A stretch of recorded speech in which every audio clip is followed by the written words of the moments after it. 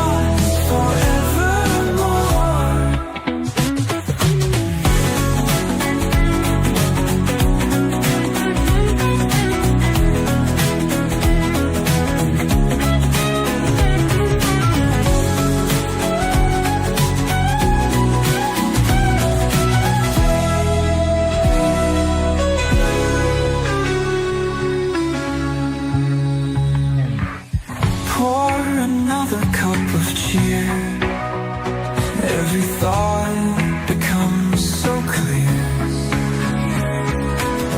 From stations and bubbling streams, waking up to brand new dreams. Coffee chats with Melissa. Every cup was a whisper.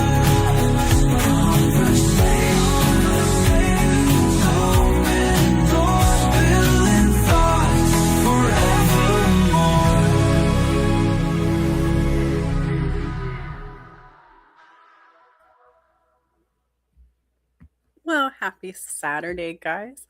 It is 6:04 a.m. in the Pacific Northwest. It's freaking raining and I'm loving it. I know I'm not supposed to say that out loud because there's this unspoken rule up here that we're not supposed to love the rain. But this Arizona girl absolutely adores it and moved here just for that purpose. And so, hi. I'm excited it's raining outside. My name is Melissa Ann Houston. I am the cultivator of dreams and motivator of human capital. And what that means is I help people like you figure out what they want to be when they grow up, maybe their next steps of action. We get clear. I hold you accountable. We rinse, repeat. We do the work. But that's what I do now. Let me tell you a little bit about how I got here. I am a lady who was born of sales. And I mean that in my DNA, it is implemented, it's structured, it has been passed down through the generations. My great-grandfather is the first that comes to mind. He worked as a car salesman, and he was so great at what he did in Detroit, he got to pick his car off of the factory line.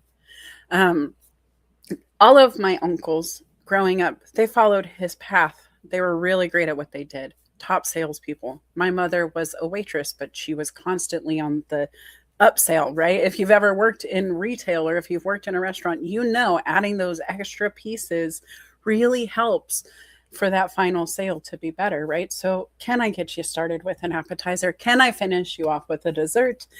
What do you guys have any room to take something home? It was built in. I watched it. I lived it. I breathed it. Um, then my mother, in all her wisdom, helped me find my first job, which was door to door sales. I used to knock on your door and ask you if you'd like to subscribe to our local newspaper. And if I could get 6 sales in an evening, I got a certificate for $50 towards my education. That is where this chaos was created. That is where I started.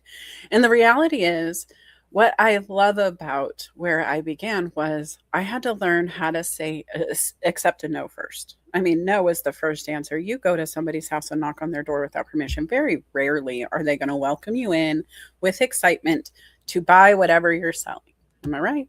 I mean, when's the last time you did that? Did you welcome them in? Did you buy the knives? Did you let them clean your carpets? Did you buy the makeup? There's still people out there doing it, and kudos to them, because that is the hardest job I've ever had. Being outside, taking the no, having 10 steps before the next yes is possible, and turning it around. Now, I say all of that to say I'm a unique creature, right? I come from a sales background. Everything that I've ever done in my career, I've built from inside the company, or I negotiated before I hit the door. I am a self-proclaimed GED and a smile. And I have friends who get very upset when I just summarize myself that way, but I am very proud of that title. And the reason is a couple of things. One, I dropped out of school to take care of that salesman great grandfather. I didn't get to complete my schooling the way traditional, students got to. I went back and I got my GED as a single mom. I was very proud to put in the work to not just pass the GED test, but as soon as I went into the classroom, I took the assessment. They want to know where you start. I excelled. I was already ready to test immediately as soon as I took the class, but I knew I wanted that classroom experience back. I wanted to be around other, learners, people being educated, and so I volunteered to help. I realized then I really loved helping. That dream of being a teacher when I was younger, when I was a student, I remember sitting in the elementary classroom thinking, wow, this is exactly what I want to do when I grow up. I want to help kids learn too. I was going to let them wiggle a little more. I was going to let them maybe talk and have some more playtime, because I knew that's what I needed most. And maybe I wanted to be a mentor because it gave me the ability to talk more often. So, I mean, truth be told, hop, skip, jump, here you are.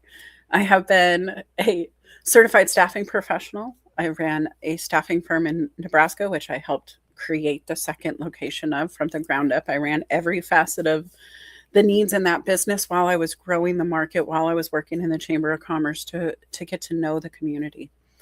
I have run background screening companies. I have consulted for the last almost 15 years now. Since 2015, 11 years. Gosh, whatever. Okay, a long time, guys. It feels like forever. But I have taken other people's dreams and helped them grow. Whether it was just setting them up for success by creating these data solutions, right? You have to collect data for it to work for you. Whether it was just getting a really good to-do list together, which is actually another set of data, right? I love numbers. I love information. I love before and afters. I'm an 80s kid, right? So infomercials were exactly what you watched after the television stopped playing your favorite sitcom. And that's what I do here. And so that's what I want to do today, because I have been talking about data. If you guys were at the last show, which happy 4th, I missed you. I took last weekend off, but the show the week before that was all about data. And when we were talking about it, you guys know I'm a big fan of documentation and action. I believe that is where all success lies. You write it down, you get to work. Once you're done with that, you assess the work, track the results, adjust for the next go. You have to keep refining your craft. And that's the pitch from door to door. I would change the way I implemented something. I would learn to retone. I would learn to match their energy. If I came in super hot and excited and they weren't, it was definitely not going to align. And that's true with our customers.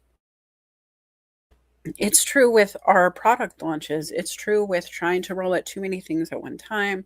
How do you maneuver it all? How do you keep track of what's working, what's not, if you don't write it down somewhere? If somewhere's not capturing that. So that's where we're going to start. I want to ask you what you're tracking. And I'm going to come back and read the comments. I was highlighting you guys, but good morning to Aaron. David Pushkin, good morning. Says, hi, Melissa, and happy Saturday. Hailing. Ooh. Oh, healing from a very hot London, UK. For those who do not know me, I am your Chief Encouragement Officer. Looking forward to this encouraging conversation. Go Team Melissa. I love David Pushkin. His voice is fantastic. If you're not following him, you absolutely need to. Oh, and hey, speaking of voice, having a good sing along to the theme music. David, I'm glad you mentioned it because I always love my song. And I hate to say that out loud because it sounds very, I don't know, self-serving. Of course I love my song. It's my theme song. It's the song of the show. But Aaron Gibson created it. And what was really cool is he is very talented at what he does. And he can go into the lab and play for hours and tinker and fix. And there was just something special about the way we had one conversation. He went, did his thing, knowing how I do my thing, a little bit of inside information. He's been a listener, but he went into his lab, came back, and there was only like one line I needed to fix. And it was more of a trademark issue than anything. And it just came back perfect. And I don't say that lightly. It's just perfect for the show, for me, for the group, for the energy, for the everything. We have been working on something maybe for the end of the show. We're not going to tell too much, but that's coming too. I'm really excited about that. That's been in the back of the lab. He's waiting for me to get him some materials, but he's been working on something that I've been trying to get out for a while. And it's my fault. It's not here yet, but stay tuned. That's coming. It's coming. All right, let's talk about it though. So data, what are you guys tracking? Aaron Gibson says he's tracking where his coffee went. Definitely understand that. I'm always kind of tapping my hands around when I'm looking for certain things. And guys, that's kind of where it comes from, right? When we get busy, we forget the simplest things. You can forget where you put your keys down. You can be looking for the phone while you're talking to your friend on said phone. I've watched it happen. I've watched moms yelling at their kids while they're looking for their glasses that are sitting right on their forehead. There are times where the human brain just doesn't brain so hot. It gets busy. It's not a computer. Even computers can get overloaded. There's a max potential for them too. You can hit the max potential for anything. And then if you push too hard too long, rockets can have a bad day, right? Excuse me, I'm struggling with my throat this morning. So if I mute and come back, it's because I don't want to cough in your ear. But if you think about a rocket ship, if it goes too fast, too long, it's going to burn up some parts. It's going to run out of fuel. It's going to stop doing that. It's not always going to go up. At some point, if we're not tracking and measuring what we're doing and then adjusting, we're going to crash. And that's just a sad facet of life. But there are ways to prevent this, right? For those of you guys who don't know, when I'm not a coach, when I'm not on LinkedIn being a podcaster, I run a local motorcycle shop. I sell gear, not motorcycles. I sell the helmets, the jackets, the protection, the airbags, the boots. I'll sell you some blinkers and some cool flashy lights, and there's some accessories there. But the truth is, I sell gear to people who push the throttle down all the time. Whether I like it or not, it's what they do. And that throttle being grabbed on, just pull back, let's go, creates data. The RPMs start moving up. You start seeing your speed climb. You stop seeing data. You go too fast and it starts to blur on the sides and you can't get the details out of thin air anymore. You can't focus on what's happening around you if you're too focused on what's happening in front of you on that dashboard. If you're too focused on the few feet in front of you, because if you don't have that hyper focus, you're in trouble. You start to blur out the other stuff. And so we're going to talk about what we track most often. And honestly, I would have to venture to say we track our speed. If you're at all in a business where you have meetings, where you have deadlines, where you have to get to work. I mean, think about it, guys. How long does it take you to get to work? You know that. How long does it take you to get out of bed, get showered, get dressed, get to work? And how much wiggle room do you have? How long does it take you to get your cappuccino in that drive through? What if you wanted to stop for that bread you've been looking at in the window at that local bakery? Do you track how long that would take? What if you made a right this time instead of a left and then went up around the corner instead of going straight? Would it cut time? And have you figured that out? I think we don't assess how much data we're always tracking, how much we actually understand about our situation, scenarios, our options at any given time. And the reason we don't understand it is because we don't write it down. We don't track what we track. Isn't that weird? When you see the numbers, do you assume what they mean? You pull up your map on your phone and it says it's going to take you 20 minutes to get to point B from where you are now at point A. Do you assume that's a perfectly still number? There's nothing that can shift or change that number? Do you assume that maybe it's wrong and you can cut 2 minutes off because it's tracking you at a set speed and you know that maybe you go a little bit faster or slower than set speed? Do you account for the variables? I have a lot going on right now. I know. Thank you so much. I saw this comment here. Oh boy, somebody's on fire. And you know what? Guys, data is my favorite place to play. The very first thing I teach people when I'm talking to them, I don't care what facet of business we're in, I don't care what we're doing. If I'm coaching, consulting, or even talking motorcycle stuff, data first. Talk to me about what your needs are. Talk to me about your budget. Talk to me about your goal. Talk to me about what's happened previously.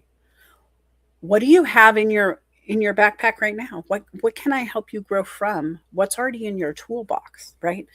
How much assessment do we do before we get going? And so I want to know, number one, do you know where your data is? And can you tell me what it means before we get started? Because half of the time the battle is assessing the data, understanding what data means. Okay, I have the numbers.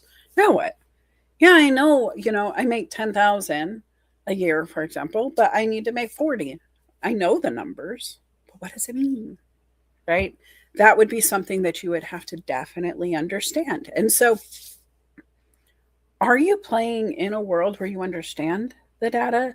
Are you always looking at it but going, oh, I just don't know what to do about it? How often do you look? I think about different things that we pause and we don't tackle right away. When I think about a personal use case, a credit card statement, for example, time will change that picture pretty quickly. Most credit lines are on a 30-day billing rate, which means they're also going to charge you interest in that same cycle. If you're not addressing and assessing that and when those fees can change, then when you go back to look at the data, it's going to be different than the last time you assessed it. Even if you haven't spent any more, you're going to incur charges because of the time we've spent. Does this make sense? What are other things that could be changing this? Urgency, guys. When I talk to a client in need, there could be a background screening issue. If I had a company call me and say, hey, Melissa, I'm very upset with ABC company. I want to come on over to where you are. Help me out. They're mad about a background check that happened last week. Okay. Usually they wanted John Doe to start. John Doe's background check took too long. They've been waiting. They're getting frustrated. Time is changing things about the relationship in their head. They're no longer excited to be with the background screening company they were with. And they start looking. And I got to tell you, I am not an exception to this rule. This is something that I would face. But here's what I know. If I'm getting inbound calls from Sally because ABC company is failing her because the background check is taking longer than they expected, and now she's mad and she wants to move, then I need to make sure that I'm watching my clock on the other hand. Are you with me? If I have Sally mad at her screening company because one background check is taking too long for them after years with this other company, solid, great service, then what are my clients thinking when we're on day 3, day 4?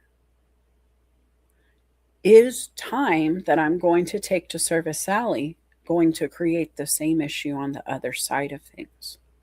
Do I have time to take this client on? Or would that time that I'm about to give Sally negate everything I did with the other companies on the other side? Do you have the time to say yes to the new dress, guys? Can you say yes to the new client? Can you afford to keep saying yes to your opportunities, to keep opting in? Do you need to pause things? Right? This is where your time management comes down to you. But that's the next step. If you know where your finances are, if you know where your time is, then we can compare the numbers, right? And they're never standing still, guys. Every day, every minute. Right now, our time is changing.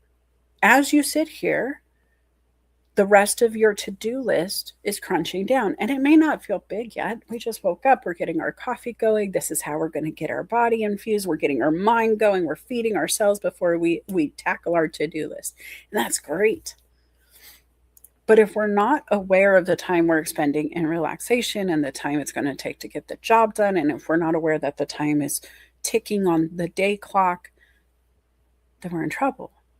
If we assume that we're getting 100% satisfaction with clients, and we just keep saying that, but we're never coming back to check that the clients are still satisfied, when does it shift so far that we're not telling the truth to ourselves or to others anymore?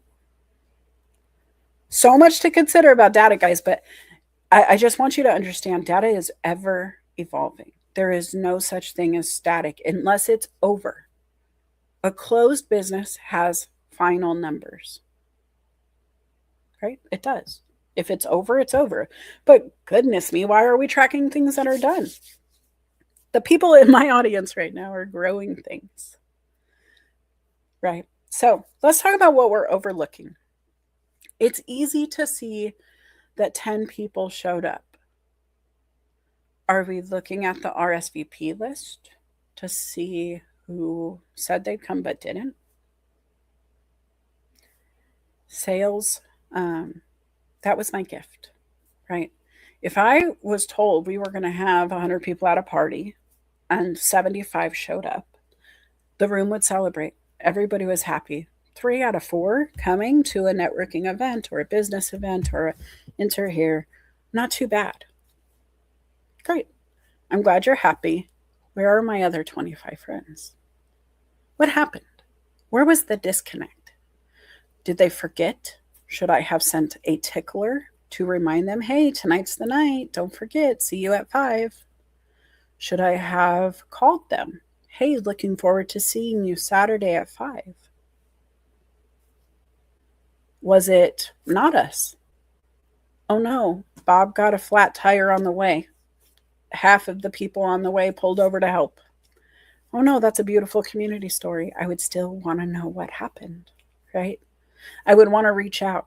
And so if you know data is telling you something, are you looking at the whole? And how are you utilizing that data once you have it? Because it's cool to track your finances, but are you digging into why you spend the money, when you spend the money, where you spend the money? Are you happy with how you're spending your money? Because if you're happy, if it's everything you want it to be, good job. Doesn't mean it's bad just because you're spending. But are you looking at the gaps? If you go, hey, every Friday night I'm spending too much money, I would ask you what happens Friday afternoon. Is it Friday morning you decided you're going to go out? Or is it Thursday? Is it Wednesday? When did you determine you're going? When did you decide you don't care what you spend when you get there? And what was the causation, right? Was it an emotional decision? I'll be honest. If you come shop in my store, and I'm hoping any of my customers listen to this at some point, I tell them, I want to hear them. I want them to be here.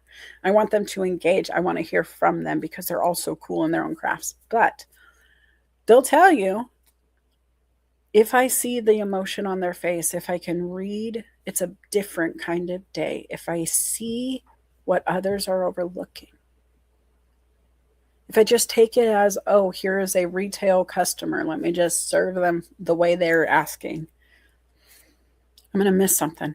And I'll be honest, guys, when you come into my store, if you're having a bad day and I know you're coming in just to blow a bunch of money because you just had a bad day and you want to just get a quick bump of, adrenaline and buy yourself some happiness, I'm probably going to stop you because I don't want to return. Number one, this is preventative maintenance. And I'm going to be honest with you, right? Like, I'm here to serve the customer. I'm here to serve the human, but I'm also here to do business. And so I'm looking at what's missing. What's missing is the smile, the energy that you usually bring. Hey, what's going on, Bob? Oh, having a bad day. All right, Bob, well, I'm glad you're here. Welcome to the candy store. This is very much Willy Wonka's shop for motorcycles. But it's a safe space, and I hate to call it that, but it really is. There's an energy in the place. There's a welcomeness to the store. It's not something that just I believe. I have been fed this feedback from customers. I had one, Eddie. I'm going to talk about him behind his back to his face. I'll tell him I did. He came into the store. He had moved away. I hadn't seen his face in a while, and I knew that face. And I was like, hey, where have you been? I just missed you. It's kind of like when you guys show up. I don't really always know the name, but I knew those little face bubbles in those audio rooms. I could tell. I didn't know the full name, but I knew that first name and that little face profile bubble because you guys came to my audio rooms. So when you hadn't come, I would do the same thing. Hey, where have you been? And so I gave Eddie that energy, and he's like, man, I moved away. And he told me about going to a different community. I'll keep that private just because the feedback wasn't 100%. But he basically, summarizing, said, there's a special energy in my store. There's something special about being there. And I was like, what do you mean? He's like, no, I don't know. It's just, you guys, it's great here. And you could just see it on him. Right. And so Eddie, knowing that energy was there, it's the same energy Bob's looking for on his bad day. He doesn't necessarily want to come spend, $500,000 on a jacket, a helmet, or whatever, but he would, just to experience the joy that is Bellingham. And so when I know this about the customers, when I know they're coming in for an experience, because we are, guys, we don't want to spend money without experiencing it, right? Very rarely do we just want to click go and have it. There's something cool about going in and being served good customer service, being able to ask good questions, get good answers, have a human be grateful you're there. Everybody can go onto the online platforms and hit buy now. We can. We're very capable. If you made it to LinkedIn or Facebook or YouTube where we're streaming, you definitely can do that. But there's a value to coming to a place and engaging and being engaged and having that authentic conversation and genuine concern for making sure it's right. And I carry that very heavily in my store specifically, especially with the job I'm doing. I'm protecting lives. When I sell gear, I'm selling way more than just something cool to look at. I am absolutely trying to make sure they are as safe as possible on that rocket ship that they like to push the RPMs on. And so when they come in upset, I already know they're probably going to ride more aggressively. They're probably not paying attention like they normally do because, guys, you ever get a little distracted when life gets heavy? When something's not right in your life, do you drive perfectly all the time? Have you ever accidentally, oh my gosh, I didn't even see them in my blind spot?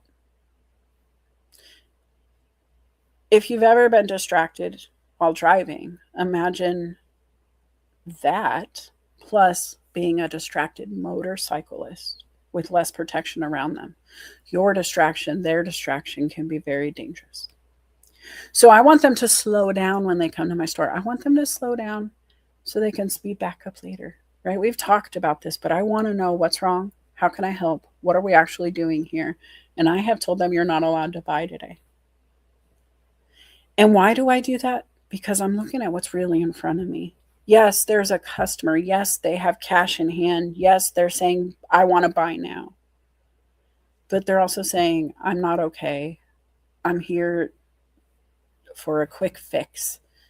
And you know what, guys? If you know what's actually missing for the customer, you don't always have to sell them something.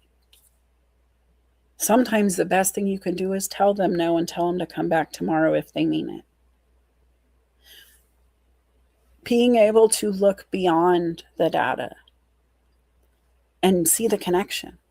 Because I tell you what, when my customers come in and I have told them, no, you can't buy this, but the next day they come back and they're like, look, thank you for caring and thank you for trying to make me stop, but I really do want this helmet.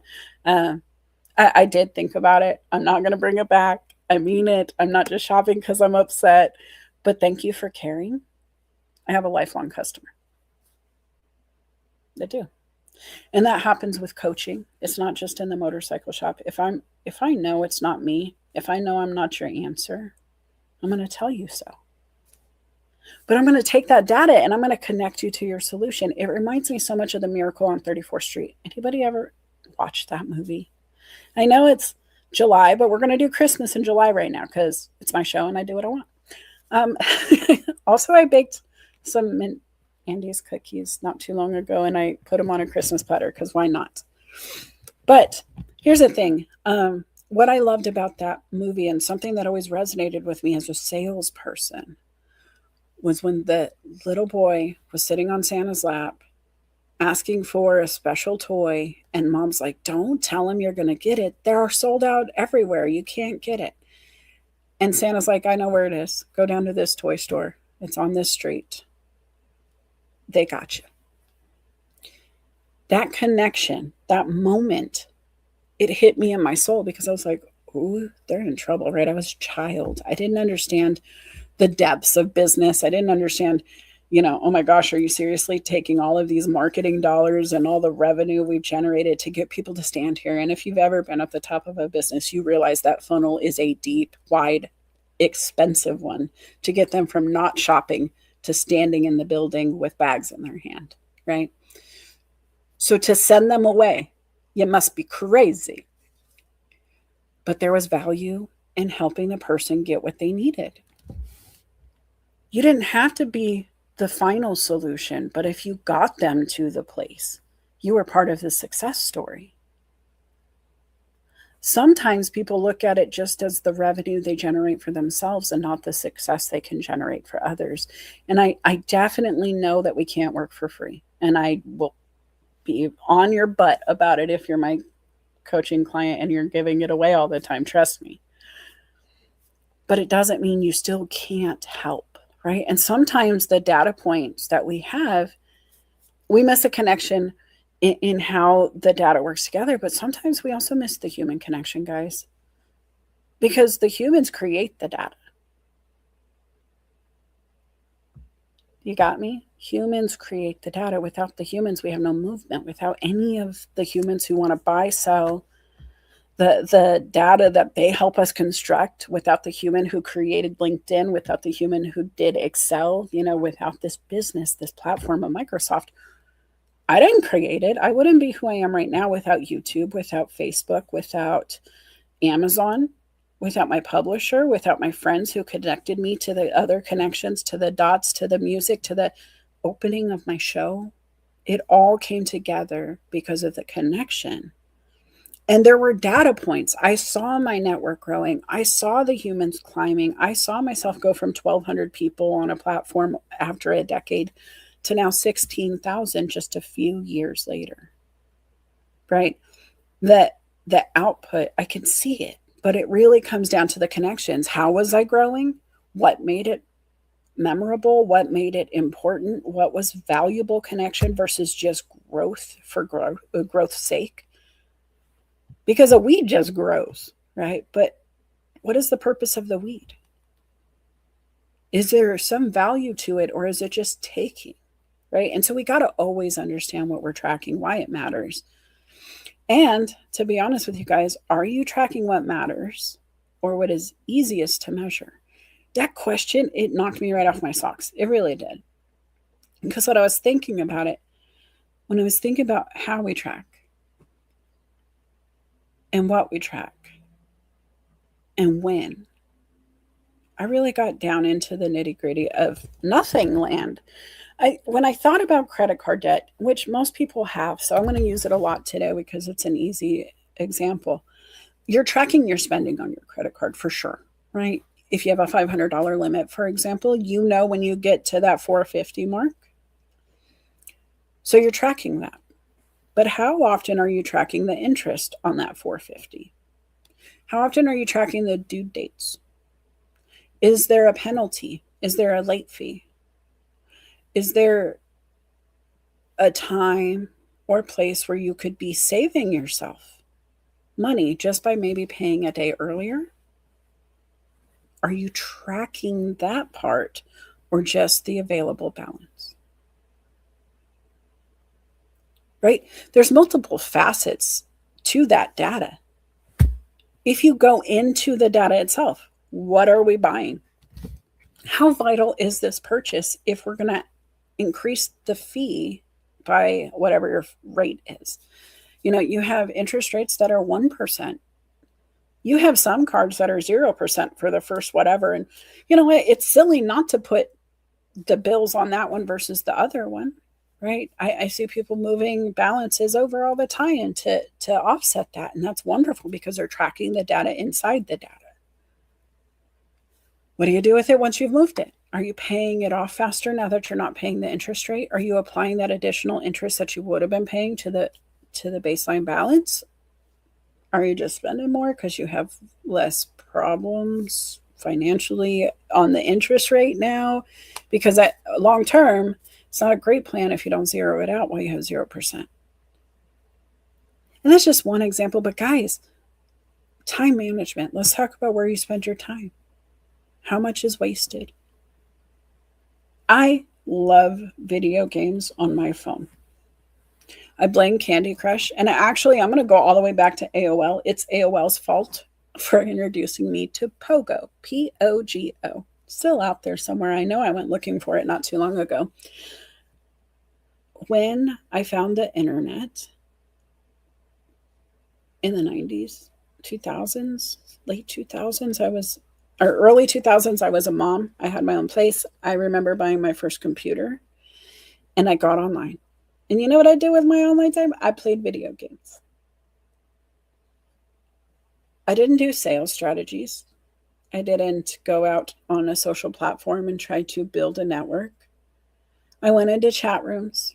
I met some friends. I still have some friends from back then. It wasn't much different than what I do here. Maybe I was learning to network more effectively from a distance.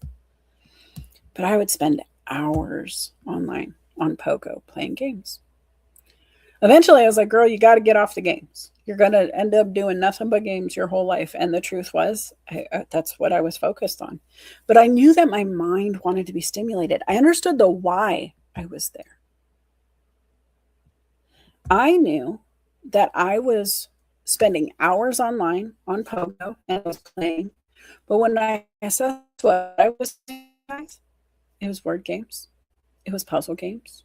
I was playing card games, strategy games against others, whether it was poker or whatever it was. It was all these online forums. You could play Scrabble against each other. Words with Friends eventually came out. Candy Crush was a big one, right? Can you strategize? Can you get the biggest combo? Can you? And I loved it because my brain wanted stimulus. What I traded Pogo for was college. I went back to school. My brain wanted to be stimulated. Once I understood that, and once I knew I didn't want to waste my time stimulating it in that way anymore, it wasn't as fulfilling. There's only so many ways you can beat solitaire yourself. Top score is a top score is a top score. So I fought myself in something else. And when I realized that all I wanted was to stimulate my brain, I could function more effectively, use it better. Right? And we have to measure different times, different ways. different stages of life. As I go through this time where my life has been in kind of a transition mode and a big question mark. That's all I keep living in right now, because I am facing things with my dad going through chemo. We're not sure how that's going to work.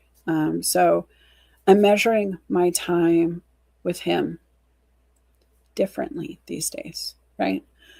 I'm currently married and I'm trying to figure life out around that and the things that I've experienced in the past few months, and what does that look like, and how do I proceed with a smile with what I know I am facing.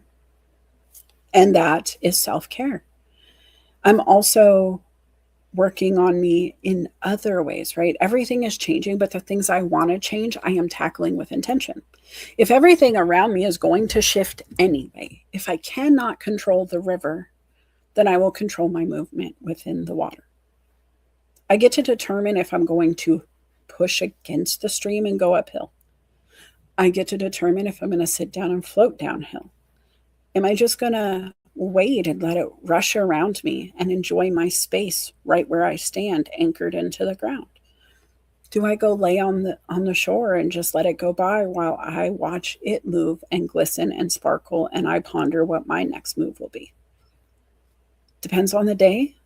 I've done them all in the same afternoon. Was it before or after lunch? And guys, that's okay. It can shift that quickly. It can happen to you where in one moment it's one thing, and then it's different, and then it's back. And you get to determine what that is for you in that moment.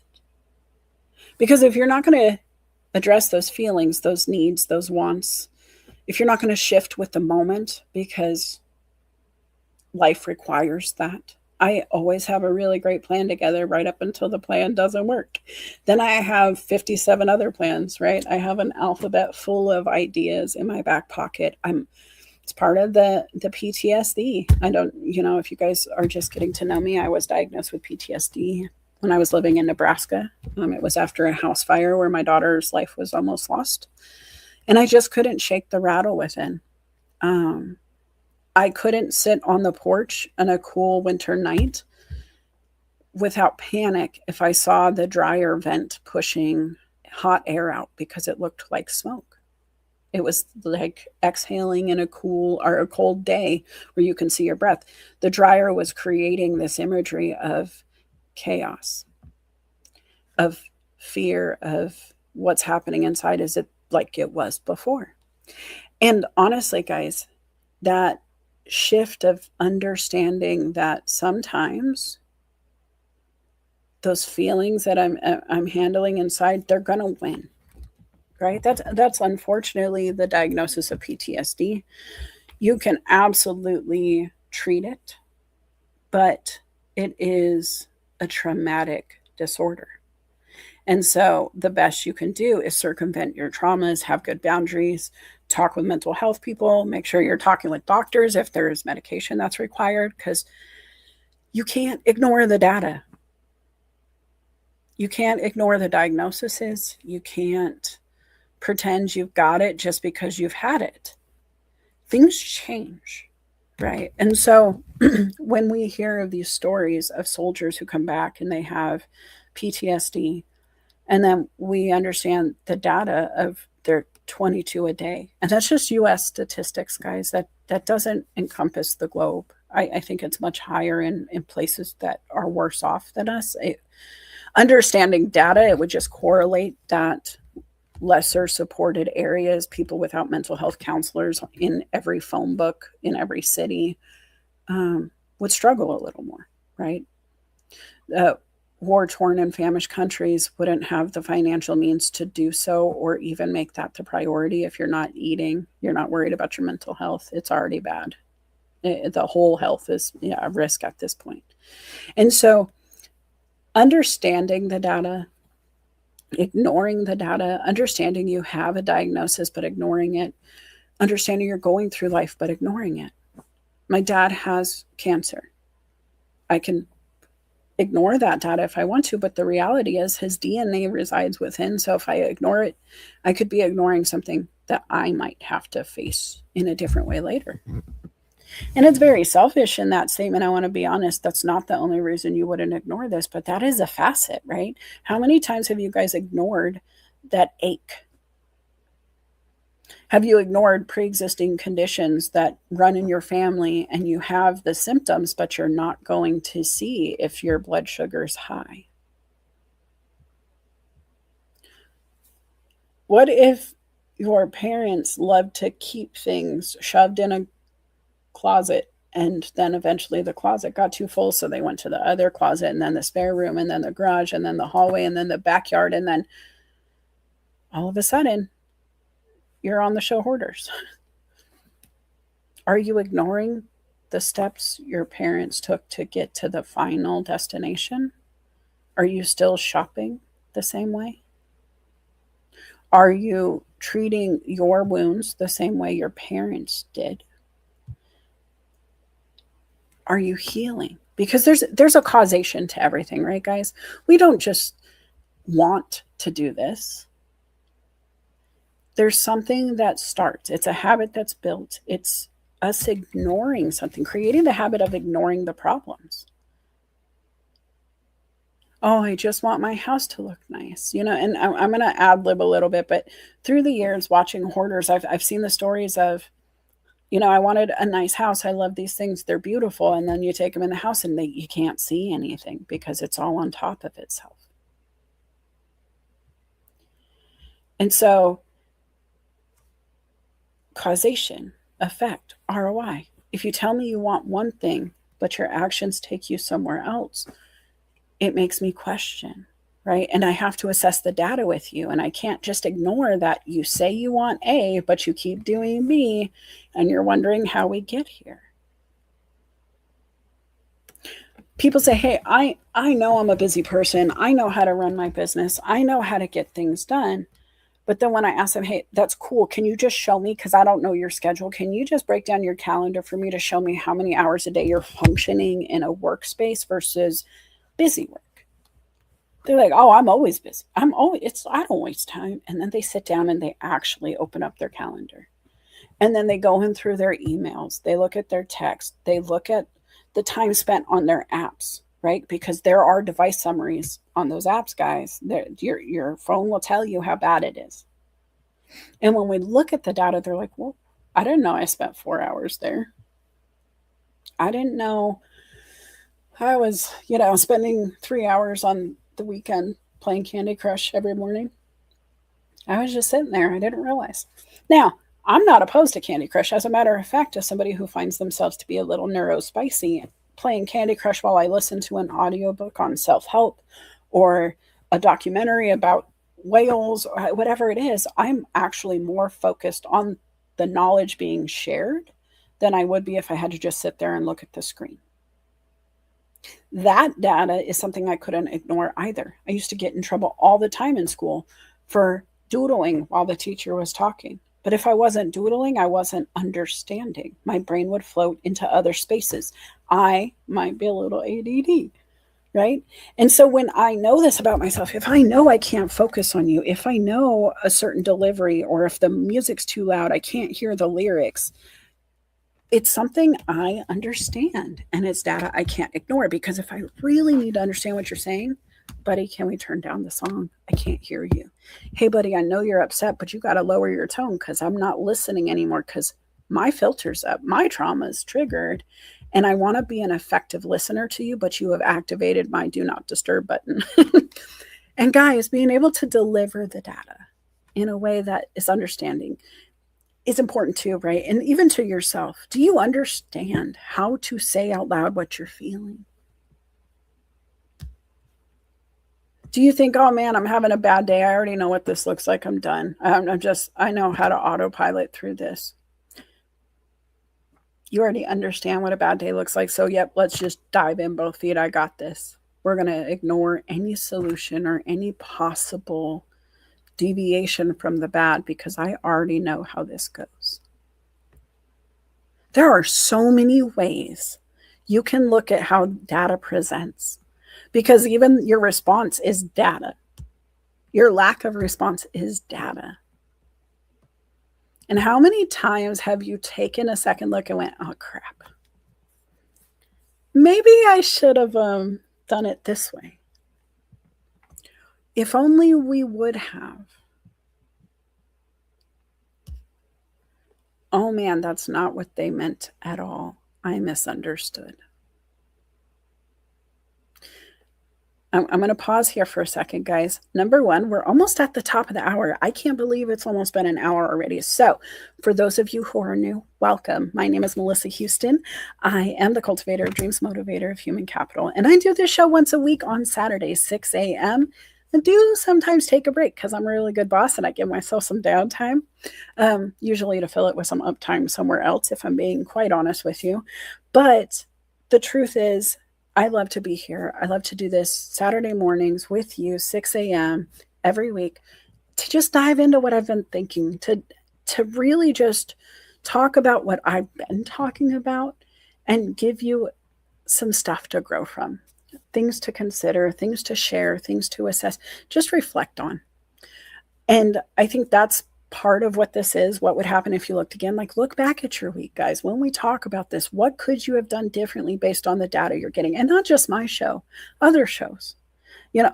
Speaking of other shows, tomorrow's show with Felipe, we're doing Careers, Chaos, and Coaching. That is a bi-weekly Sunday show. Same concept. We just want to dive into the things we've been diving into and share it with the friends we've built. And we have some really cool friends and they have some really cool shows and they all kind of tackle their own topics. But I want you guys to go and follow. Take a second look at the people maybe you've been skipping because you assumed you knew what was happening over there. Funny enough, if you knew them 2 years ago and you're like, I already know who they are, go back. People grow. Maybe that one show you attended was a small snippet of who you thought they were. But what would happen if you looked again? Guys, what about that journal, that planner, those notes, that dream that's in the back of your mind you've been talking about doing forever and haven't? What if you looked at it again now that you're a little older, wiser, more experienced? David Miller asked a question. Welcome, David. He says, is it better to ignore your triggers to PTSD or face them head on? I don't think you should ever ignore anything triggered. Anything with a trigger that can be triggering, I think we should address and assess. Even if it's to say, no, thank you. 4th of July just happened. There were fireworks all over the city, the county. I live close to the Indian reservation where it's legal to, shoot them off. They sell them. There was a huge display. Those with PTSD had a very serious decision to make.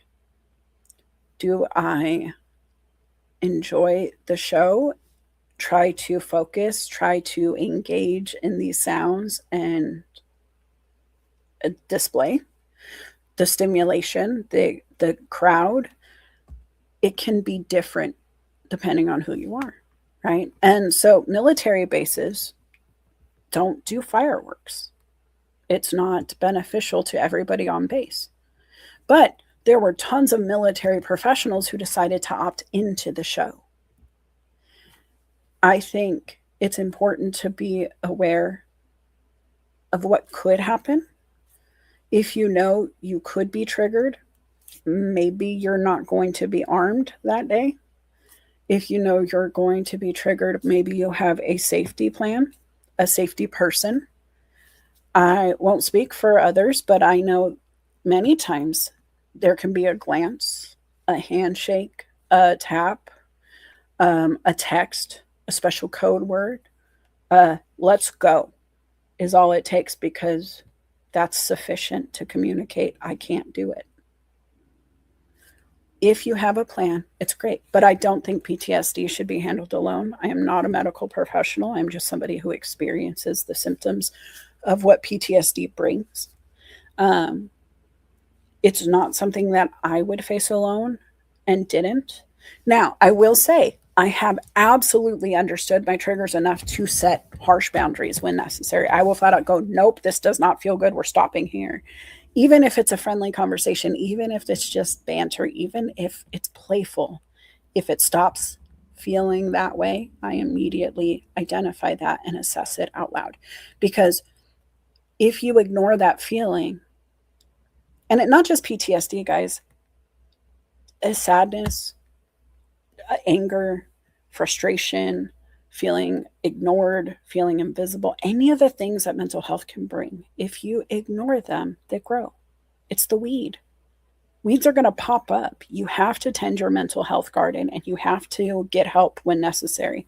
If I am out there weeding 8 hours a day, 7 days a week, and the weeds are beating me, I'm calling a professional.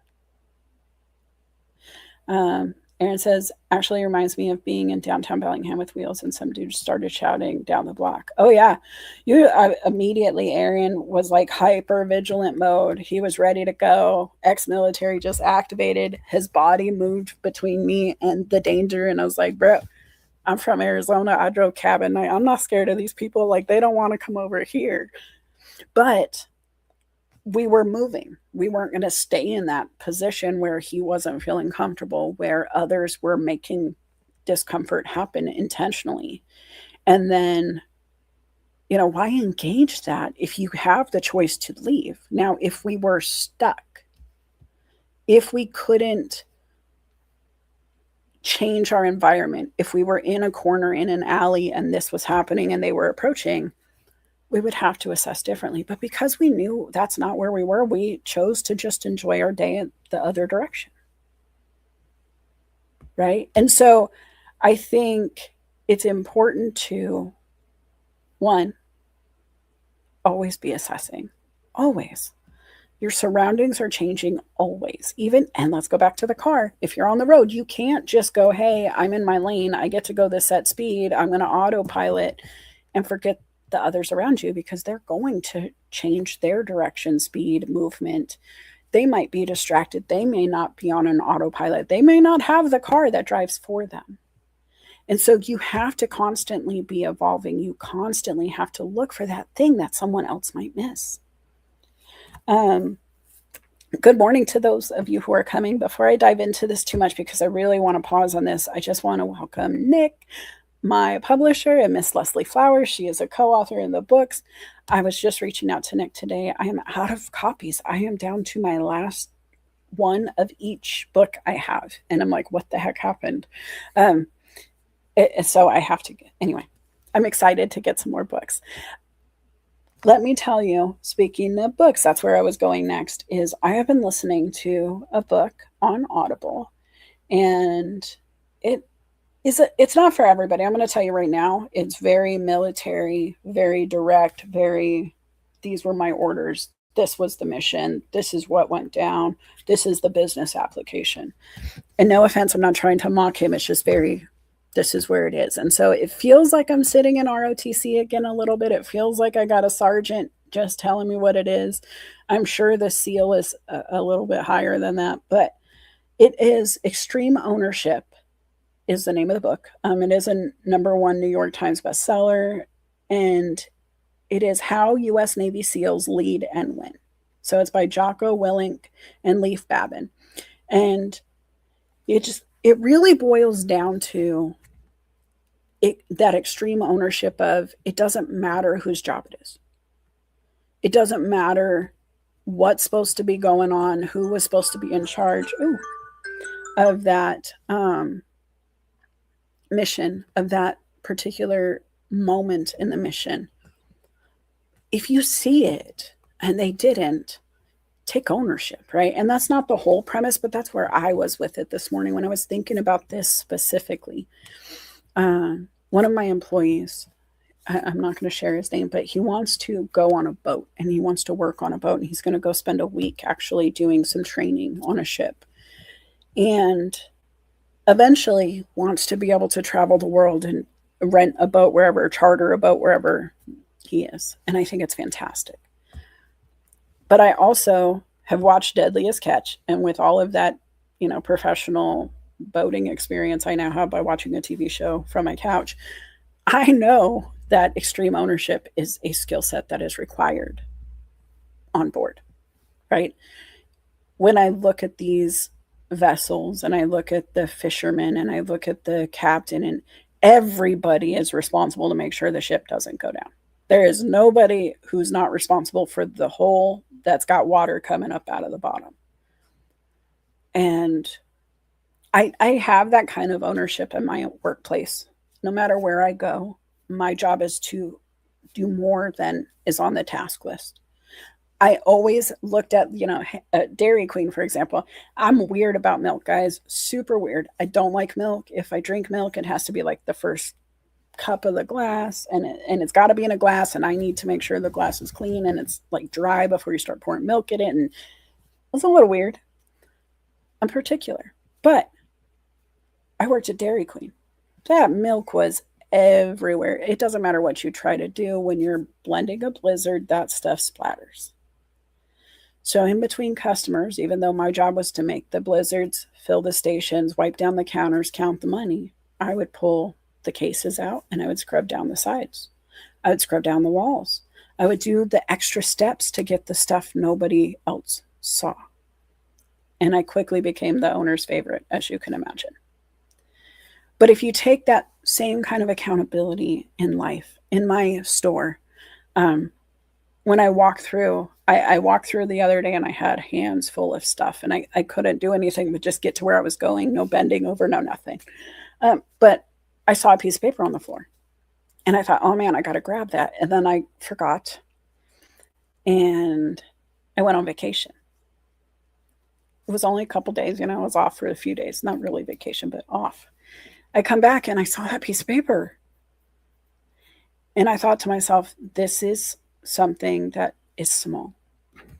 But for me, it was big because I noticed it immediately. I was too busy in the moment to tackle it, but others missed it. And they missed it multiple times for multiple days in front of multiple customers. Not a big deal. It's a piece of paper. But if that same team is now wanting to go on a ship, I got a little nervous in my brain and the mother hen in me started clucking. I was like, oh no. So what did I do? I told my employee, hey, I would love for you to read this book before you go on the boat. I really want you to understand how serious this is. And I think the SEALs being on boats and then also being really good at what they do to go make sure everybody gets home safe when needed, is something you should take on the boat with you. I think you should read it before you get on the boat. Take the knowledge with you. Now, whether or not the person will listen, I can't force, compliance on reading books outside of work. And it's not really a duty I can assign during a very busy summer in a motorcycle shop. However, I think that kind of knowledge share, knowing that I see something that this person may not have harnessed yet, knowing that I see a gap in that extreme ownership that I would really hope to see in that team of boaters. And they'll learn it, right? That's not my job either. I'm not here to teach them that. But if I already have the ear and I know I see a skill that could be further developed, then I need to share that. That's who I am as a person. And so when you have that happening, like, do you see something that others don't? Are you complaining about a problem at work and nobody else seems to notice or care about it? I would encourage and implore you to ask yourself why you're not addressing it. If you're the wisdom in the room, but you're failing to share your wisdom, how wise is that? I love all of these comments, but I want to see what David says here about accountability. I love this theme of accountability is so strong here. Once you realize you as a human being are accountable for your actions, then you can control your destiny. And really, guys, it goes back to that quote, right? For me, at least that's what came up when he said it, is that victory and victim both start out the same way. It's up to you how it ends. And it really comes down to you are accountable for your happiness. If you're unhappy in the room, you don't have to change the room.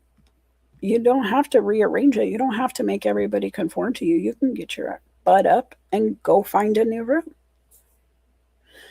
You also could change the dynamic of the room.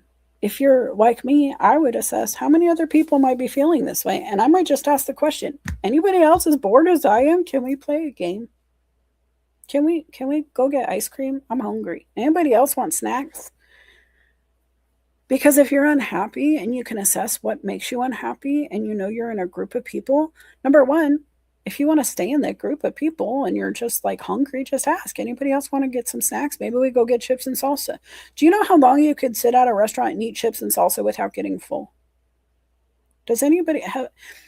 I remember being an 80s kid, and here comes the ADD. That how many licks does it take to get to the center of the Tootsie Pop? I wanted to know how many chips it would take to get to the full feeling at a chips and salsa night. I really wanted it to be a contest. Where are those Arizona restaurants? This should be a thing. We could do a marketing thing. I want free chips and salsa. Fly me and we'll do it. But guys, it comes down to us. It comes down to what we keep seeing, what keeps showing up, that we haven't connected to the solution yet. Maybe we see that reoccurring credit card bill and we just haven't correlated that 30% interest rate is why it's the same balance every month. If you never pay more than the minimum, if you're always going to get interest, you're going to be wading but not swimming. You're not going to get far. If you're in the river and you want to get to the shore, paying that minimum balance is not going to get you there, guys, right? You will be swimming upstream the whole time thinking you're trying to get to the shore. If you are spinning, if you are swimming upstream and you're not getting anywhere, when do you ask for help? If you can't figure out how to go from where you are now to where you want to be, and you have attempted it every way you know, how are you going to get connected to the solution if you don't diversify your approach?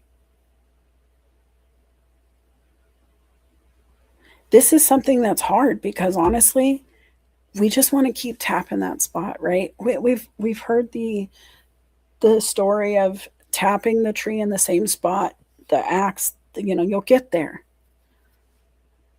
But have you ever hit a tree in a knot? Have you ever found a knot while you're trying to chop wood, cut wood? You can have a bandsaw that can tackle a tree bigger than me, but as soon as that knot shows up, not a dang thing's happened. Nothing. It just stops service because the way the saw was meant to move does not work within the knot. If you stay where you are, keep trying to keep getting through that knot, you're going to work very hard for little reward. And then what was the purpose of the wood anyway? Why were we chopping it? Is it something we were going to use to make a beautiful table? Because a knot in the table could mean problems later, right? If you've ever done any kind of woodworking, you know that you wouldn't have the final result you're looking for if you're trying to take part of the tree that will never be able to become what you're asking of it. And so you're working on this part of the tree that you can't harness anyway. You can't harvest it to fruition. And so you're spinning your wheels and you don't even know it because you don't understand wood. You've never encountered a knot before. But you've cut things, so you're just going to keep cutting. You could figure it out eventually.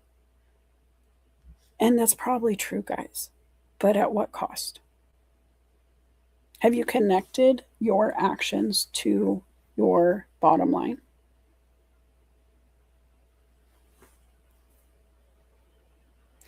This is the stuff where the data speaks, right? Time management is something that I really need to start pushing back as a coaching and consulting thing that I'm focused on, because the truth is that's where we get. I can give you a to-do list and an action plan, but if you keep stalling on step 2 and we never assess the stalling, if we never assess why it's so hard for you to get that thing done. If you're always stuck on the Canva step, and I don't know it because, I Canva and I assume you Canva. I don't assume, I never assume. But what if that was the case? What if I was like, hey, just go make a graphic for this and come back? And you're like, graphic? What do you mean graphic? What if you just didn't get it and your coach didn't understand? You didn't know. What if your team has not made the connection yet to what you're asking of them and why it matters? When I see a team member struggling to meet goal, if I see it, and I coach others in my district, my store does really well, really, really well. Statistically speaking, we lead the way in so many of our KPIs that even though we're not the top performing in overall sales, right? We don't generate the most revenue. Our KPIs are best. The percentages are great. And we're constantly at the top or fighting for that top position. That said, it put me in a position to coach other stores on the things that they weren't doing well with. And me being able to just come in and go, let's talk about the data and teach them to read between the lines. Teach them that a well-set store is worth an entire human in your budget. It's almost having the equivalent of like $40,000 worth of staffing if your store is so well organized that you can just go find it yourself as the customer. If you know that, then you work on the clean store to help get to goal. If you're short-staffed and you know you don't have a ton of time to serve every customer, then the biggest priority is making sure in your downtime that store is set and clean so you don't have to be there when you're busy. It's a small thing, but that small thing compiled on other small things, other little tips, tricks, hacks, ideas, concepts. Working a community event when I first showed up at my store almost 3 years ago. In September, it's going to be 3 years with the bike shop. And as I showed up, we had 14 people at our community event. 14 bikers showed up for free food, games, prizes. And last summer, our top amount of bikers was 125. That's just bikes. We didn't count the humans, just the bikes. Exponential growth. In 3 years, that's almost 10 times, right? What isn't said in the data is Melissa cooked. Melissa welcomed them all. Melissa was the one at the grill every time serving food like mom would. It feels like Thanksgiving when you come to my shop on bike night because I want you to know you're welcome there. I've missed you. What have you been up to? Make sure you go say hi to Uncle Bob in the corner over there. And I do. I send them around and I want them to play games and I want them to know each other. And if you stand at my table too long and you don't know each other, I'll say, Bob, do you know Steve? Steve, do you know Bob? Hey, he rides that yellow bike and he rides that red bike. And they laugh at me because I don't say what kind of bike it is. I just throw a color out there and let them have the conversation. And they correct me. Yeah, my red bike's a this bike. Oh, yeah, my yellow bike is this. That connection I make in the community connected them to the store, connected them to me, connected me to successful numbers because they keep coming back. And if I know this is true in the bike shop, what would happen if I did it in other spaces? What if you knew your successes in one aspect of your life and then you took that circle, that filter, that Venn diagram and overlapped it to others? Could you figure out success in comparable ways? What do you know about you? Even if you just know you've been successful and you've pushed through and you've made it to the end of the finish line of the goal, you gave up when nobody else, or you didn't give up when everybody else did. Maybe you gave up early enough to know, hey, that's a losing battle. What do you do? Guys, don't do that. You're going to, spill it right on top of your head. If you can see what others are missing, what would happen if you took your vision to a different room? One where it's celebrated, one where people were willing to listen, one where you had more control of the outcomes.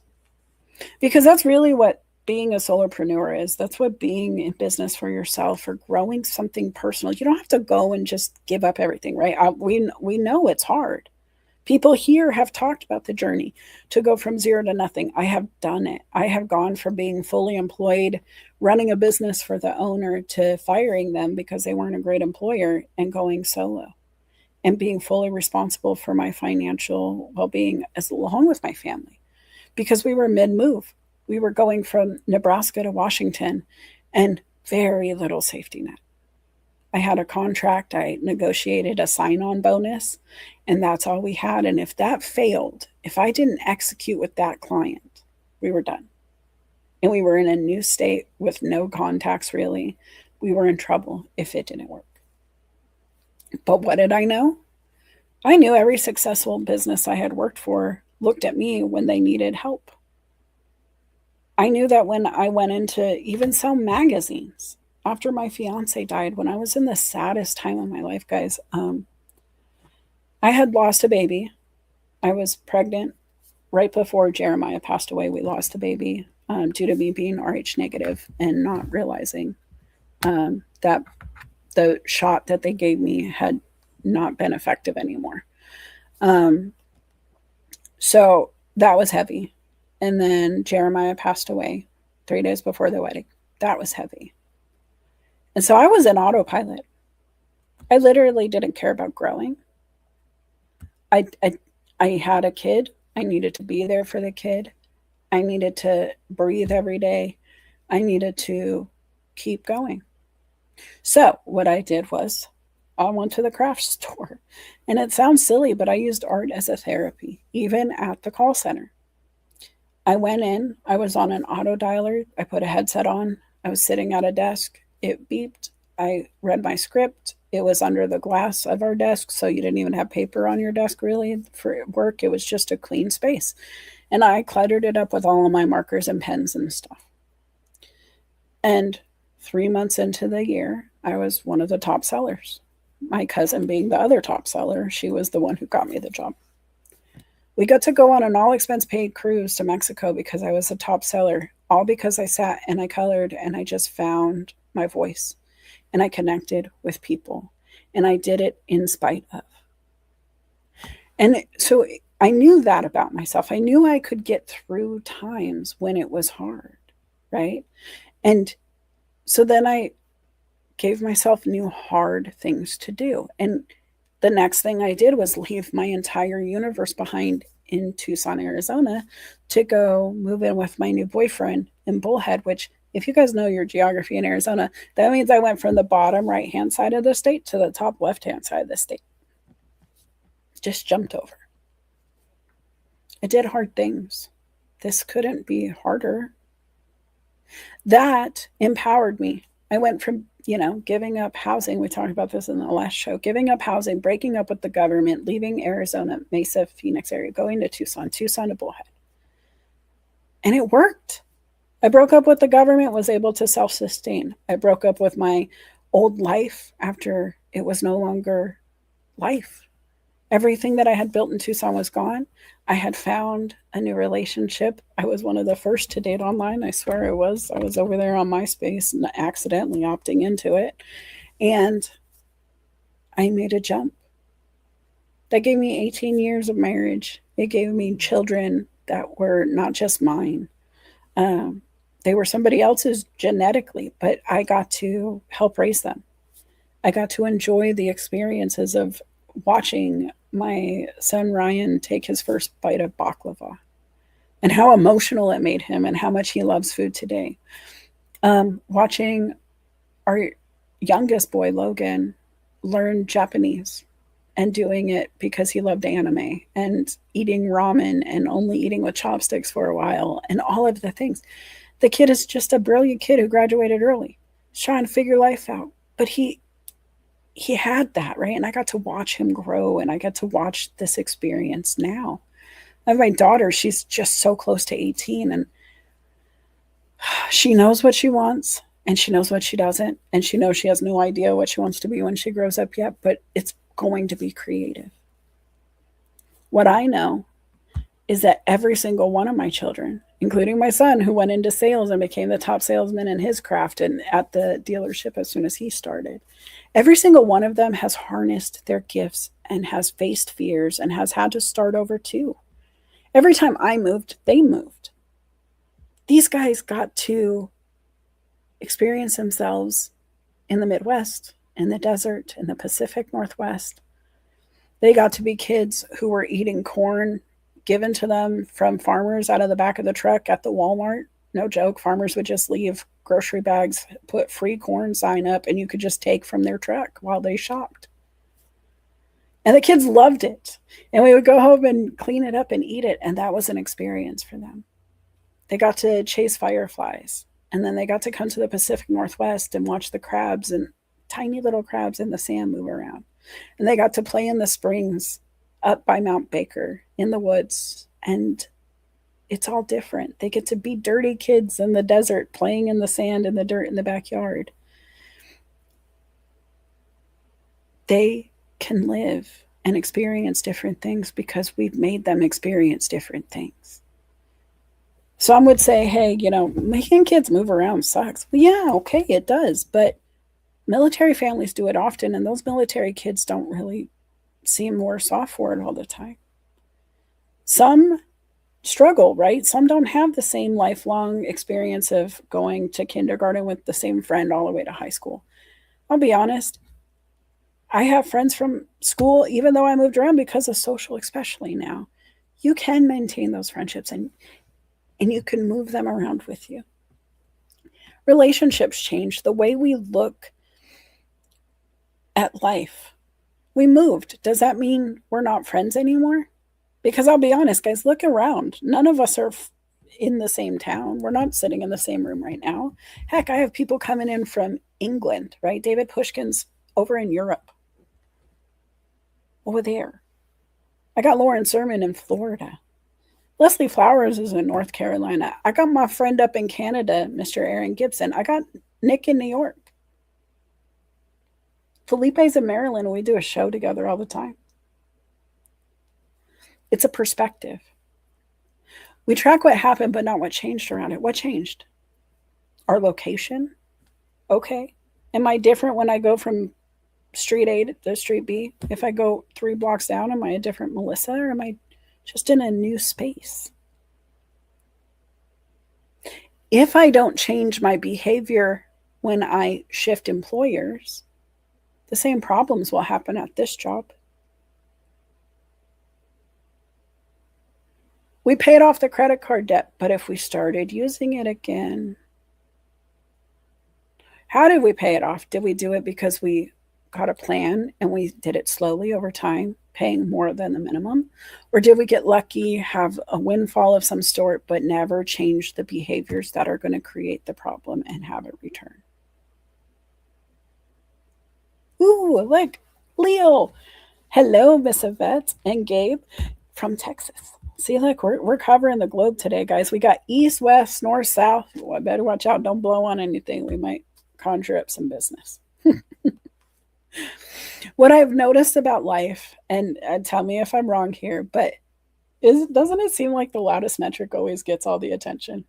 The screaming kid, the sick one, the check engine light, the alarm, the one that you could have 50 things on your calendar, but if the one that is buzzing at you is the one that gets your attention, then that's it, right?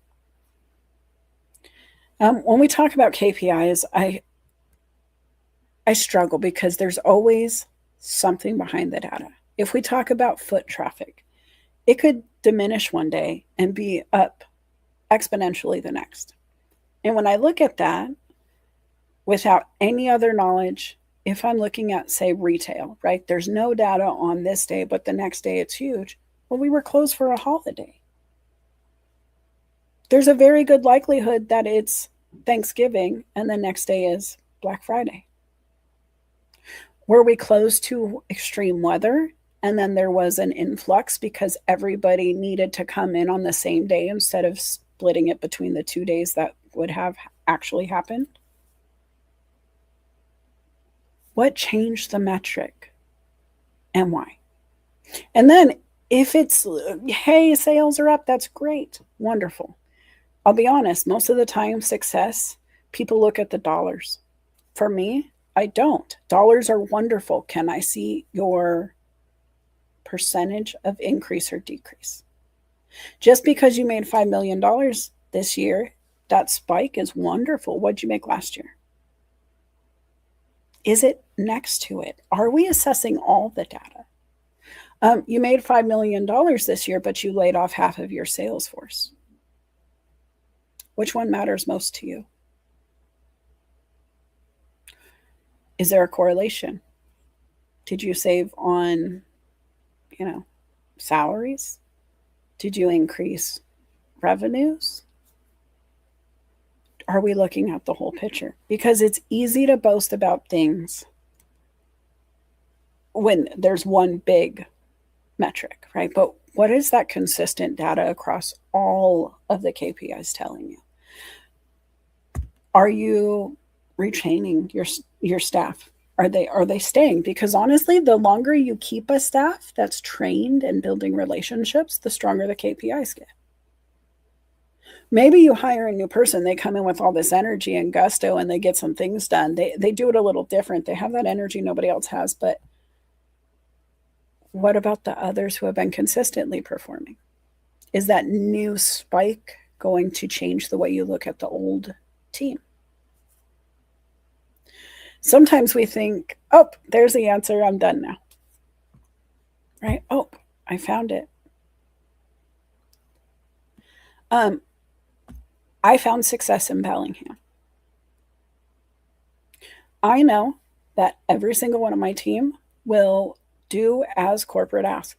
We have certain things we're supposed to provide to every customer, certain offerings that we're supposed to mention at every engagement, making sure you know your purchasing power, making sure you understand how to save the most in our store, making sure we're selling you what you need so we don't waste your time and you don't waste ours, right? I know my team can do that. Doesn't mean I stop looking. My team is number one in our district for most of this. Like the only other store I got to give credit to, my former assistant manager is there too. So I know they're rocking socks because they're dialed, we're dialed. We fight each other for top all the time. We don't slow down on that though. Just because we're in the top doesn't mean we stop. And the reason we don't stop is because it's easy to backslide, guys. Have you ever been successful on a diet and then not? Oh, I hit my goal. I don't have to do this anymore. And then all of a sudden you're like, wait, where's that? I was just standing on the podium. How the hell did I get back to the starting line? I was just winning. Why is the race over? What just happened? How did I get to here? And it's because we stop watching. We stop assessing the data. We stop reviewing. And so that's where this is coming from. When I launched the data, which is the document, act, track, adjust, it's because the data is in the data. And then you got to rinse and repeat. We've talked about the rinse and repeat, but we got to track and adjust. We got to go back. We got to start over. Maybe you ran that lap and you did wonderfully, but the race isn't done until the business is closed. Until you say, we're not doing this anymore. You have to track, adjust, and go back and start. It's always going to be the next day. It's always going to be a fresh starting line. I don't care if we were successful yesterday. I don't care if we served everybody yesterday. I'm glad we did. Let me be honest. I cared a lot yesterday and it mattered so much. But that is done now. It's a book that's been written. It's on the shelf. It's volumized. It's there. It's pretty. We can access it. We can review it. But there's nothing I can do about it now. And so if that's true, what are we doing for tomorrow? What are we doing for today? If you don't know, we're already behind because yesterday we knew the assignment. Yesterday we knew what we were up to. And that's really where a lot of my coaching, like transitional stuff, has come in, because I've had the teachers who loved being teachers until they didn't. I've had the mayor who was in the role twice and can't be there anymore. Now what? Man, the data was there. I won and then I won. The constituent said, stay. I liked what you did the last time. Go again. And then the data shifted. So now let's document what we loved about the job we just did. Let's act to make sure we get to continue those tasks. Let's track our applications. Let's adjust our approach. Oh, you got the job? Great. Let's document the task required for this job. Let's act on those tasks. Let's track what's working and what's not, and let's adjust. Are you with me? Does it make sense? It seems so silly when we just break it down this way, but guys, just watch your outcomes. Watch how you, not just the outcomes, but your feelings on the outcomes, right? It's not just about the hard numbers. It's not just about the money. It's not just about the time. How do you feel at the end? I'm going to be honest, I was really frustrated with one of my customers this week. I had been trying to work with them to get something accomplished, and their timing, my timing, it was just off. And it wasn't just them. It wasn't. I could have shown up and just been like, we're doing this. I know where you are. I know where you stay. We're doing this. I could have been more aggressive in my communication and said, do this or else. I didn't. However, I still had to get the work done. We had to get the work done. I showed up and I was surprised with a live event. I got to go live on the radio with my client, and they know who they are. They know I'm frustrated, not scared to tell you. Sliced, irritated the heck out of me. We're giving out cards to hotels to give some great discounts, and we were trying to get them printed in time, and it just wasn't working. Here's what I know. We talked about the problem. We acted on the problem immediately once we were together in person. We tracked where it went wrong, and we adjusted for next time. Not only so, but being able to tackle it together got me to be able to be on the radio talking about his great food, talking about the great things we're doing there. I got to meet really cool people who, I mean, they got a whole fangirl thing going on. John, the DJ at the radio station, is just one of a morning show, and he's just a great energy. Met his wife. It's so cool. And all of that came from the ripple of working with this customer, even if I was frustrated, even if we couldn't get it together, we still made impact. We were still able to get some data going. We were able to drive some data. That place was full when I left. And what I love about that is we're going to adjust our approach for the next time and move again. And it's going to work because the energy is there. The belief is there. The willingness to adjust is there. And sometimes, guys, that's all it takes, is just being willing to make the change. Your wants and desires and your capabilities and action are two different circles. 4, really.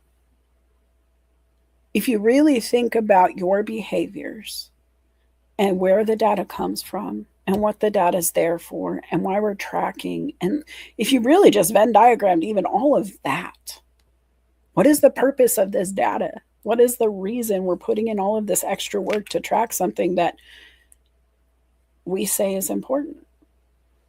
Because once you remember why it's important, it's easy to get going. It's easy to refocus. When I used to run, I would run for grandma, or I would run for my best friend, or I would run for the boyfriend, or whoever it was in the crowd. I'd pick a person and I would run for them. Because if I ran for me, girl, please take a rest. You're tired. Go for it, girl. I love you enough to let you sit down. Truth is, I love myself too much to let myself sit down too. So what I did was kindly motivated myself. Kindly made it not about me. Kindly tricked myself into going, we're going to finish this no matter what. The motivation, the determination, the answers and the results, it all sits in different spots. We're not going to be able to get to our outcomes if we don't get motivated to do the work. And the work is not easy. Work is never just easy. It might be fun for a while. It might be exciting to get started. But as soon as you're on hold for 4 hours with a government to be able to get your business up, insured, started, where I've seen local business owners fighting with local government about having to repave the street in front of their business because it's their fault the traffic's there. Would you still be excited to be in your business if the city called you and said, hey, the 20 feet in front of your building, we're charging you for that pavement. That's all your fault. That part of the road is yours to legally required to fix it when it's broken. And so here's your bill. Could you imagine what you would feel in your motivation and determination if the city did that? Guys, this is a real life scenario. This is real business. This is real stuff. When you have a brick and mortar building, you can have a plumbing issue, a wiring issue, a fire.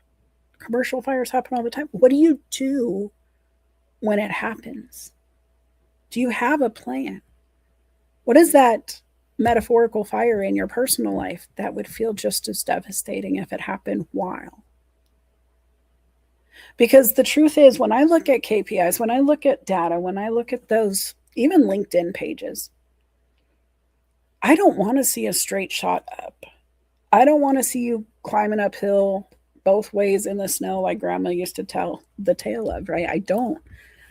I want to see rest, movement, action, assessment. If you're not taking time to think about your actions before you do the next one, how much time do you assess? If you're never slowing down, then I don't know if you're doing the right things. The data will tell you eventually. You might know early, but you know because you've assessed the data yourself. You may not have written it down, but there's something inside you that gives you that confidence. If you're working with like a coach, I would want to be clear on where your confidence is coming from, because sometimes that confidence is misplaced because that motivation, the determination doesn't always work in overlap with the execution and delivery. You want to be good at it, but you're not, right? How many times have we seen cooking shows where the contestants made it all the way on and they're not great? Or maybe they sang one really good song for the American Idol competition and they nailed it, but as soon as they got thrown the next song, you're like, whoa. That one thing looked really good all by itself. But when I saw the greater picture, I love a good sales team, right? In sales, you want to see top performers. You want to see metrics fly. But I want to see everything. If I see a maverick of a salesperson just outperforming the entire room, I want to know what they're doing. That one number looks really great. Talk to me. What are you doing? Some see success and just clap. Me, I want to assess it. Even the good stuff. How is this salesperson so successful? What are they doing different than others? And if they're the only one not cleaning, they're the only one who's not sharing customer time, if they're the first one to engage everybody who walks in and they don't take turns serving the customers and take turns doing the back work to make that store pretty, like we talked about, then I don't know how good the overall picture looks. Because I can go stand at the register and sell all day long too, right? I could go outsell everybody if I never had to file a piece of paper, send a contract, sit in a meeting. There are those who have positioned themselves one small favor at a time to not do the work some of the others are. And so are you weighing people equally? Are you measuring them equally? Especially in sales, because I see so much churn. We're not investing in them. We just get rid of them. And it's because we look at data points, but we don't read between the lines. What if the top performer has a special team that's been there 20 years and the bottom performer has a team that is also brand new? So their support staff isn't as effective. What would happen if I made you guys swap support staff for a month? Sally's a top performer in sales. Bob is struggling. Sally's team executes automatically. They're the Navy SEALs of sales. And then I say, hey, I just want you guys to stand up and switch seats for me. You have Sally's team now, and you get Bob's team now. Sally might be mad. Sally might be so frustrated because she's harnessed her time and energy to make her team what it is. Here's what I know as the leader of both teams. We're one. You're both on my team. You're both playing positions for me on my field. And if I can't ask you to go to the other side of the field for me, then we're not really in the position I thought we were. We're not really playing as a team like I thought we were. Now, when I put a star quarterback with the new receiving team, what they're getting is the quarterback's expertise and experience to coach them on what he expects to see. Not just what they're expected to do, but what he expects of them while they're doing that. Of course, they're supposed to catch a ball, but he expects them to watch his arms, his hands, his signals, his head, his tilt, his whatever. They have silent ways to speak. It's something that Sally and her team had already crafted. And now Sally needs to take that experience and share it with the new team, because the new salesperson doesn't know how to teach something they've never experienced. Now, on the other side, those receivers are going to tell that new quarterback, bro, get me the ball. Bro, eye contact. I need to know I'm the one it's going to. Send me a signal. Drop your elbow. Do something. Communicate with me if you need my support. And that's the value, right? You get it from both sides. And if you can do it in a way that's encouraging and beneficial and kind, knowing that the overall goal is the same. I was listening to that Extreme Accountability book, the Navy SEALs, right?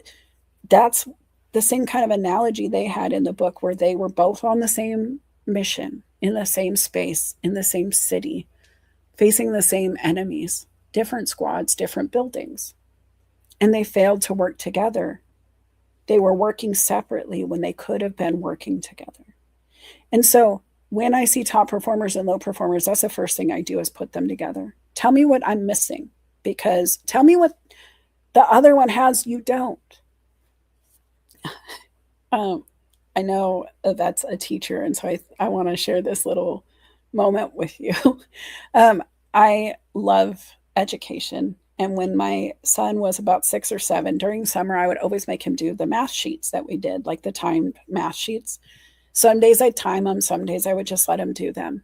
But he would get them done and go play. He knew as soon as he got his math done, he was done, he could go.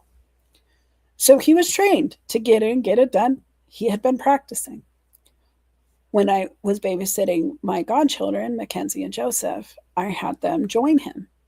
And Mackenzie was fine. She was a year older, so it was fun for her. She had already been doing this for a few years in school. She just knocked it out as well. But little Joseph, man, he wasn't excited about math. He was already not excited about this one moment. And so when he's watching these bigger kids who he wants to emulate, who he wants to be like, especially my son Nathan, who was more athletic and really a bigger kid than him. Joseph was a little chicken wing, is what I called him. He just wanted to be like my son. And when my son finished first, Joseph got really emotional. And I asked him, what's going on, bud? And he said, Nathan has a magic pencil. And I just thought to myself, and I still do to this day, when I'm training new teams, when I'm taking somebody who's really good at sales and putting them with somebody who's not, I remember that feeling, watching Joseph's face, really believe there was magic hidden in that pencil that he just couldn't access, that there was something special the other person had that he didn't have, which held him back. And guys, if we could use our Venn diagrams of just human potential and kindness and like knowledge sharing to bridge the gap, to take the top and the low performers and to bring them together, even if it means we lose a little traction on the front end, even if it means slowing down my top salesperson for a minute, it's worth it. There's a reason that I love that whole saying of like reach back, pull forward. It's that military mindset of once you're up on top of the hill, you turn around and you help the others get up with you, right? You put your hand down and help them stabilize as they climb. And if you want a great team, that should be how you run it. It shouldn't be allowing the low performers to stay low performers because the top performers will smooth it out. But take the top performers and bring them to the low performers and have them work together. We might lose a little bit on the front end, right? It might take a little bit of time and energy and some of that revenue away. But the outcomes, they're phenomenal. They're beneficial and they build over time.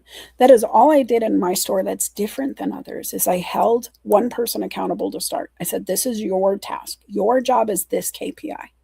That is all I want you to worry about today. And once I saw that they figured that out and they could do it with their hands tied behind their back, I said, okay, here's the next one. Now I need you to focus on this and this. Every time you say this, I want you to say this. And then I build again. And let's talk about the data. Look at how you've grown. Look at how when we did this, this happened.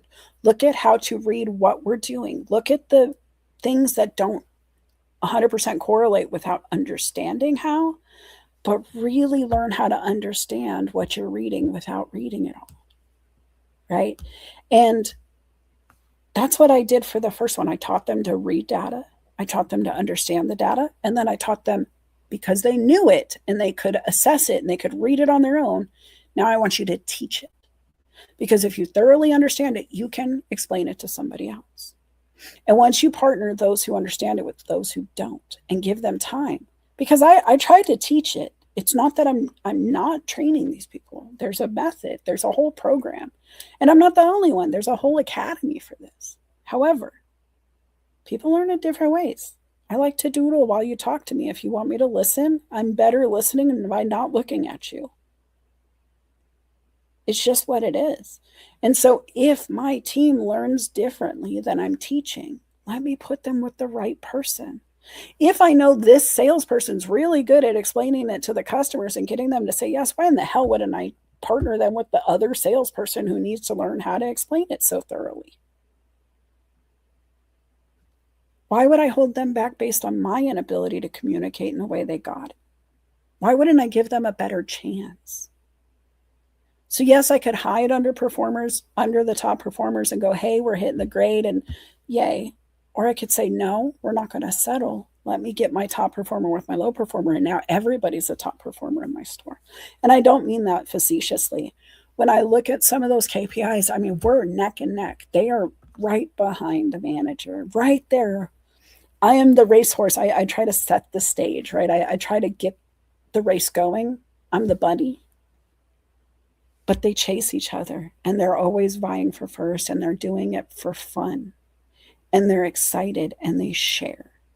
And if they don't, the data will tell me, because the way we know it's fair is that everybody's cleaning, everybody's doing a to-do list, everybody's got something beyond just the one thing that earns them income, right? And so I hope this is resonating with you guys. I feel like I could talk on this one for hours. I so love the metrics side of things and how it actually works. But if you're going to settle for your averages, guys, determine how you're going to do that. Because like I said, you could hide the low performers, keep those top performers top performing, or you can use that law of averages to bring them together, right? Slow down the process a little bit, take them both out of their element a little bit, maybe swap teams a lot of it and see what happens. Because a Navy SEAL should be a Navy SEAL alone or with his pack, their pack, her pack. I don't care who it is. A SEAL is a SEAL. No matter where you drop them in the world, they're going to have that skill set. If they need to get the job done, they should be able to do it with any team because they have that leadership and the skill set to get the job done no matter where you send them. And I only speak to that not because I'm a SEAL, but I've been listening to the SEAL in the book, right? Extreme Accountability. You should check it out. It's a little dry for those who don't like military delivery, but color. You can color and listen. I do think though that the important aspect of it is if you're good, you should be able to do it from anywhere. If you're good, you should be able to do it with any team. And if your team isn't good without the team they have, you're already going to fail. You're already set up for a disaster. We're just waiting for the earthquake. Because as soon as Sally retires, as soon as her team says, oh, Sally's gone, I'm not here. If Sally's not working here, I don't want to work with the new salespeople. They don't know what they're doing. You've just lost everybody. And I've seen it. I've been hired to come in and like gap fill for Sally because she left without notice. And now here we are. I need you to help. We don't even know what she did. We don't know what made her successful. We never asked. We just let her do her thing. Could you imagine building your dream, your life on I don't knows and I can't do this without them? It's a scary place to be, guys. So when you look at your data, ask yourself, how much of this am I doing? How much of this is naturally occurring? How much of this is based on teamwork? And then ask yourself how you feel about those things and what you could do to improve them, whether it's be a better teammate, help the underperformers because you see what they don't. If if you can hear the murmurs in the break room about so-and-so not doing her job well, not doing their job well, oh, if Bob would just stop doing this, he'd be so much. Tell Bob, get a meeting together, stop gossiping and get to work. Because that's the thing that frustrates me the most, guys, is when employees or teams or coaching clients, when I come in to do an assessment on leadership and they're just complaining about each other. I'm like, okay, well, have you talked to Bob? And they don't. Have you asked Sally what makes her successful? And they haven't. You got to read between the metrics. And if you can't read, you better get a friend. Ask the ones who are reading those metrics and making something of them to assess with you. I'm always here. I'm going to do the pitchy thing now, right? So, guys, if you're in your life coaching moment, I can help with this. I can assess your data, your career, your confidence, your mindset, your leadership skills, what you're good at, what you should be harnessing. Give yourself some confidence, right? A lot of the time we have imposter syndrome. We think we're good at something. We've maybe been able to tackle it before, but we're not sure we're ready to lead on this concept. That's okay. Let's find out what's holding you back. I've taken nothing into something. I have built businesses from zero to fruition. There are background screening companies out there right now with their name on them that I helped build logos for, and I ran and I built the compliance programs for, and all of the things. I left there and they're still going. And that's something we can help with, right? The other thing is your business. Guys, I am seeing so many people who in person, in real life these days, who don't have a LinkedIn for their business. If you are in business and you're not taking advantage of LinkedIn, but you're on other social platforms, I think you're doing it wrong. I'm just going to say I don't even need to see the data. And the reason I don't need to see the data is because intentional buyers and actors and business people and networkers and people who want to grow are on LinkedIn. Facebook, I know you're listening. YouTube, I know you're there. I'm sorry if it's offensive, but I see so much more action on LinkedIn because of that. You have business professionals moving with intention there. You don't just have people who are watching to watch. They're not just bored at home. They're not the ones sitting on the couch who never want to leave the couch, who are excited to be on the couch. And I'm not mad at them if that's their dream. But if you're only on Facebook where those people also live, and there's some people who waste time there intentionally, and you're not on LinkedIn talking about what you're doing, I think you're wasting it. So if you need your team to act, if you just want your team on LinkedIn to see what can be possible, just a LinkedIn premium subscription can give you tons of opportunity to learn and train and develop your skill sets. reach out. I'm doing the coaching. You can read. I'm not going to pitch it there. But the last thing I am going to ask before we boogie on out of here for today is for you to go and follow my YouTube channel. I am trying to build my subscribers. I would love to get to a point where I monetize that platform. It would be really cool. But also because LinkedIn gets glitchy on live streaming. It's just what it is. They're still working on themselves, and I love them for that. I am never going to be mad at the opportunities those guys have given me, and I will not, complain about free ever. So, guys, if you need any help, please reach out to me. Otherwise, though, I hope you take some of this away. I hope something resonated. If something did, please leave it in the comments. Let me know what it was. I would love to be able to share that on. But make sure you're reading between your metrics. Read the fine print of your life, guys. Figure out what's happening in between those spikes. Figure out what that rest is. It rest? It's allowed to be rest. But as long as you're assessing your data, not just the wins, not just the loud stuff, you're going to go far. And if you need some help, reach out, whether it's me, another coach, a consultant, YouTube University, whatever it is. Just make sure you're assessing and you're doing it often. Use that data. Document, act, track, and adjust. See you next time.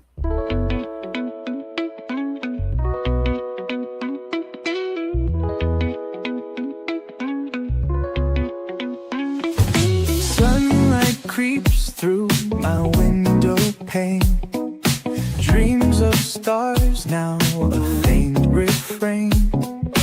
Coffee brews and thoughts collide in this early morning ride.